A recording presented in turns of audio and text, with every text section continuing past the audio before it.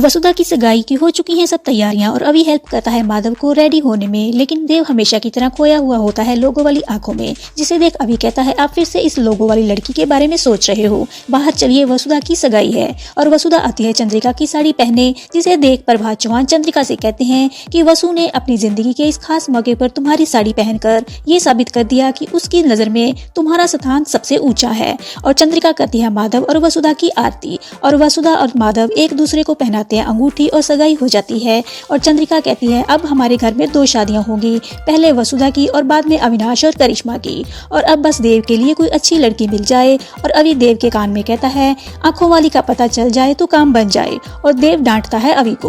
और सगाई के बाद करिश्मा और सारिका वसुधा को सुनाती हैं बातें और कहती हैं सगाई हो गई और अब जल्दी से शादी करो और निकलो यहाँ से।